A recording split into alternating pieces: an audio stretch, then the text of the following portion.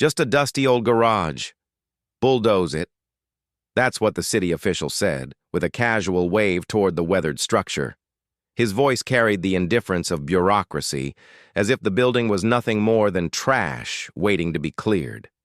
The old man didn't argue. He didn't protest. He didn't shout or make a scene.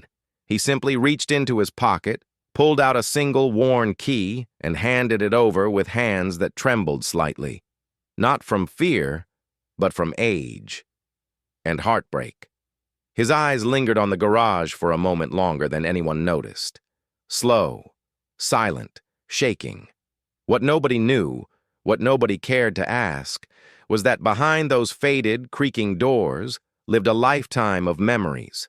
A wall lined with medals, a folded flag, a signed letter from the Pentagon, a story. The next morning, when a 3-star general stepped onto city property in full dress uniform, silence fell like a thunderclap. The laughter stopped. The clipboard-holding officials froze in place. If this hits you hard, comment respect for every forgotten warrior. Arthur Dunar, age 76, wasn't just an old man with a wrench. He was a retired Army Master Sergeant, a mechanic who had served in 3 combat zones, including Vietnam, Iraq, and Operation Desert Storm. His hands, now veined and tremoring, had once diffused booby-trapped fuel lines under enemy fire. He had crawled through burning wreckage, fixed engines with improvised tools, and brought men home alive when failure wasn't an option. For 30 years, Arthur ran a humble auto shop on the edge of town. Not the fancy kind with chrome countertops and digital scanners, but a working man's garage, where hands got dirty, stories got shared, and lives got rebuilt. Above the entrance hung a fading wooden sign that read simply, Veterans Garage, in red, white, and blue paint, now peeling. He didn't earn much, never aimed to. What he did do was fix veterans' cars for free. He taught teenagers how to hold a wrench before they learned to hold a grudge. Better to build something than break something, he often said, words earned in blood far from home. This place wasn't just a garage, it was a haven, a place where a small American flag fluttered year-round, and every Memorial Day Arthur replaced it with care so precise it resembled ceremony. Inside, coffee was always brewing. Not gourmet, just hot and free. Veterans would drop by, sometimes to talk, sometimes to sit in silence, because here, silence was understood. Here, silence was honored. But then came Monday. A city truck rumbled into the dusty lot, tires kicking up grit and history. An official stepped out, shoes too shiny, smile too polished. Rezoning update, he announced, waving a clipboard. This area is now mixed-use commercial. You've got until Friday to vacate. Arthur blinked, his weathered face etched with confusion. This garage has been here longer than the strip mall, he said quietly. Doesn't matter, the man replied, glancing at his watch. Progress. It's all legal. Notice went out last month. Municipal bulletin, Arthur said nothing. He didn't use the internet. He didn't even own a smartphone. His only companion was Max, an aging German shepherd with a graying muzzle and eyes that saw too much. The dog whined softly, sensing his master's pain. The next day, a demolition crew showed up, laughing, measuring. One of them pointed at the rusted gutters and snorted, "Should have condemned this shack in the 80s. How's it even standing?" Arthur didn't respond. He just unlocked the door, led them in without a word. Inside, the air smelled of oil, sweat, and memory. Tool chests were lined up with military precision. Black and white photos hung on the walls, young soldiers in uniform, frozen in time. Flags, folded and framed, watched from above. A shadow box held medals, each one earned, none ever mentioned. A selfie-clicking crew member snapped a picture in front of the shop. About to level Grandpa's shack. Demo day. Arthur nodded slowly, locked the doors behind them with reverence, then handed over the keys. That night, in his small trailer behind the garage, Arthur sat alone. In his lap lay a yellowed letter signed by a lieutenant, now a general, who credited Arthur with saving 6 lives during a fire in Iraq. The letter read, "Some debts can never be repaid." On the wall beside him, a photo of those 6 men. Half of them never came home. Despite everything he did, their faces forever young, his aged by the burden of memory. His hands trembled as he packed a box of keepsakes. A purple heart he never displayed, a challenge coin from the Joint Chiefs, a wrench engraved with the names of the men who chipped in to buy it when he rotated home. Max rested his head on Arthur's boot, eyes never leaving his face. Across the street, the demolition crew laughed again. One voice cut through. "Bet that old guy cried when we showed up." Place was a dump anyway. In the shadows, a teen named Luis listened. Arthur had caught him stealing tools last summer. Instead of turning him in, he gave the boy a job, a lesson, a chance.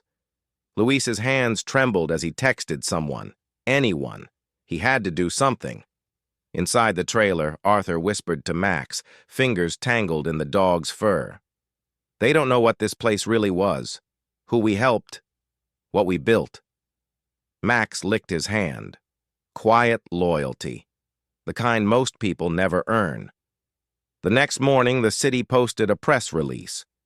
Old structure cleared for redevelopment. Future site of local coffee hub and boutique fitness center.